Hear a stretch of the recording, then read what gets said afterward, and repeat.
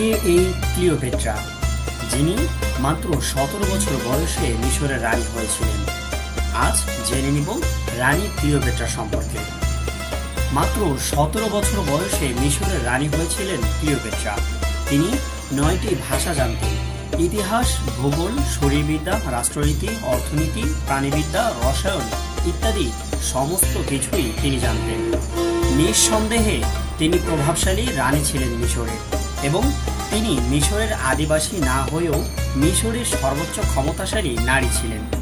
মাত্র 22 বছর রাজত্ব করার পর সাপের কামড়ে তিনি মারা যান। তার মৃত্যু আজও রহস্যজনকমূলক। নিজের ভাইকে বিয়ে করেন এই সম্রাজ্ঞী, তাকে নদীর জলে ডুবিয়েও মারেন। তার বাবা যখন মারা যান তখন তার বয়স ছিল মাত্র 18 বছর। নিজেও কিশোরী, তার 2 ভাইও তখন কিশোর। সেই সময় বাবার মৃত্যু শোক কাটিয়ে তিনি 18 বছর বয়সে সিদ্ধান্ত নেন যে তিনি তার 2 ভাইকে বিয়ে করবেন এবং তাদের বিবাহও করেন। তবে এর পিছনে ছিল অন্য কারণ। তিনি চেয়েছিলেন ভাইদের সঙ্গে তিনিও সিংহাসনের সমান দাবিদার হবেন, তাই সহজ পন্থা হিসেবে তাদের বিবাহ করার পথ বেছে নেন। তবে এটা খুব অবাক বিষয় ছিল না, কারণ তার পরিবারে তার বাবা মা ছিলেন সম্পর্কে ভাই বোন। আবার তার অনেক তুতু ভাই বোন নিজেদের মধ্যে বিবাহ করেন।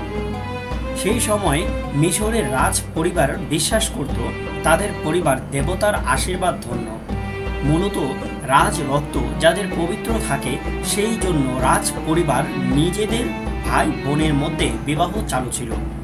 যাই হোক, তিনি নিজের 2 ভাইকে বিবাহ করে সিংহাসনে নিজের দাবি সুনিশ্চিত করার পর কিন্তু এক ভাই তথা পতি তাকে সিংহাসনে দাবি থেকে সরিয়ে দেন। এতে সম্রাজ্ঞী কিন্তু দমে যাননি, তিনি ক্ষমতা ছাড়তেও রাজি ছিলেন না।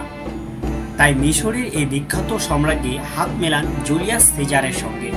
তারপর ভাই তথা স্বামীর সঙ্গে যুদ্ধে অবতীর্ণ হন। সেই সম্রাজ্ঞী ক্লিওপেট্রার কাছে যুদ্ধে হেরে যান তার ভাই। ক্লিওপেট্রা আর তাকে বাঁচিয়ে রাখারও রাস্তায় হাঁটেননি। নীল নদের জলে ভাই তথা স্বামীকে ডুবিয়ে হত্যা করেন অতীব সুন্দরী সম্রাজ্ঞী রানী ক্লিওপেট্রা। বলা হয় ক্লিওপেট্রা নাকি নিজের সৌন্দর্যকে ব্যবহার করে অনেক শক্তিধর রাজাকে সেই সময় এক এক করে বশবর্তী করেছিলেন। তাদের কাছ থেকে রাষ্ট্র সংক্রান্ত অনেক গোপন তথ্য নিজেকে ব্যবহার করে আদায় করে নিতেন রানী ক্লিওপেট্রা। ঠিক এভাবেই তিনি অ্যান্টনি নামক সিজারের এক সেনানায়কের সঙ্গে সম্পর্কে জড়িয়ে পড়েন এবং নিজের সঙ্গে মিশরের স্বার্থ রক্ষা করে চলেছিলেন। বলা হয়ে থাকে তিনি আনন 9 ধারা চোজেন 1 হিসেবে বসেছিলেন মিশরের সিংহাসনে কোনো এক বিশেষ লক্ষ্য পরিপূরণের জন্য। সেই লক্ষ্য পরিপূরণ হয়ে যাওয়ার পরই তিনি সর্পাঘাতে মারা যান। কিভাবে মারা যান তিনি আজও রহস্যময়। নাদিম শেখ আদর, কুমিল্লা ক্রাইম বার্তা।